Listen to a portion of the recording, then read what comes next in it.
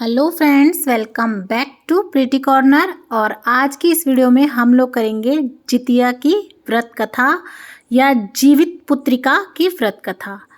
जितिया का जो पर्व होता है, व्रत होता है, वो संतान की सुख समृद्धि के लिए रखा जाता है।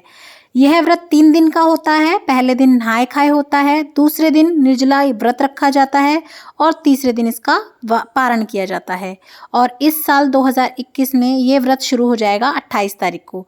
28 तारीख को नहाय खाए होगा, 29 तारीख को निर्जला व्रत और 30 तारीख को इसका पारण किया जाएगा। तो चलिए अब इसकी कथा सुन लेते हैं। कथा सुनने के लिए सबसे पहले जो हमने चने भिगो के रखे थे, हम कुछ दाने हाथ में ले लेंगे और इसके बाद इसकी कथा सुनेंगे। तो चलिए कथा को शुरू करते हैं। जितिया की कथा। धार्मिक कथाओं के मुताबिक बताया जाता है कि एक विशाल पाकड़ के पेड़ पर एक चील रहती थी। उसे पेड़ के नीचे एक सियारन भी रहती थी। दोनों पक्की सहेलियां थीं। दोनों ने कुछ महिलाओं को देखकर जितिया व्रत करने का संकल्प लिया और भगवान श्री ज्याओतु वाहन की पूजा और व्रत करने का प्रण ले लिया। लेकिन जिस दिन दोनों ने व्रत रखा, उसी दिन शहर के एक बड़े व्यापारी की मृत्यु हो गई और उसके दाह संस्कार में सियारन को भूख लगने लगी। मुर्दा देखकर वह खुद को रोक ना सकी और उसका व्रत टूट गया। पर चील ने संयम रखा और नियम व श्रद्धा से अगले दिन व्रत का पारण किया। अगले जन्म में दोनों सहेलियों ने ब्राह्मण परिवार में पुत्री के रूप में जन्म लिया। उसके पिता का नाम भास्कर था। चील बड़ी बहन बनी और सियारन छोटी बहन के रूप में जन्मी। चील का नाम शीलवती रखा गया। शीलवती की शादी बुद्धिसेन के साथ हुई, जबकि सियारन का नाम कपूरावती रखा गया और उसकी शादी राजा मलाय केतु से हुई। भगवान ज्याओतु वाहन के आशीर्वाद से शीलवती के 7 बेटे हुए, पर कपूरावती के सभी बच्चे जन्म लेते ही मर जाते थे।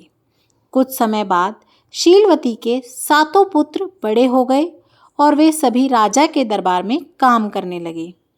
कपूरावती के मन में उन्हें देख ईर्ष्या की भावना आ गई।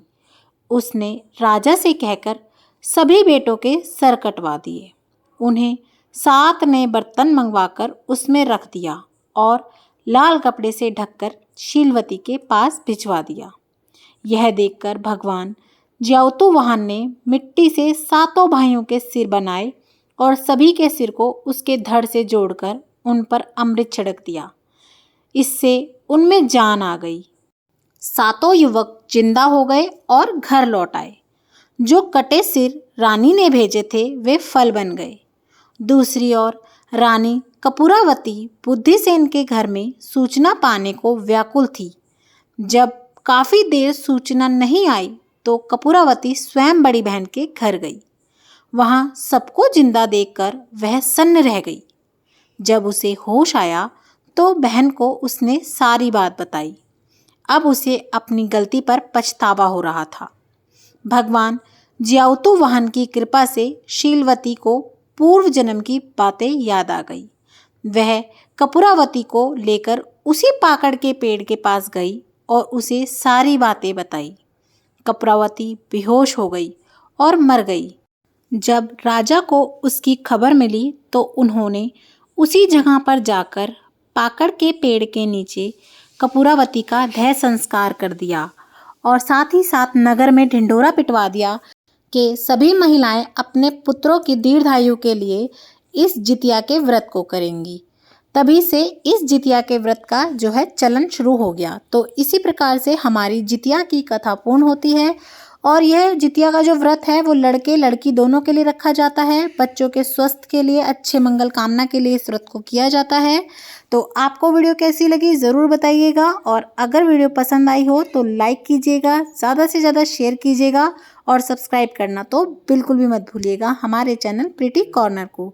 देखने के लिए बहुत बहुत धन्यवाद। राधे राधे।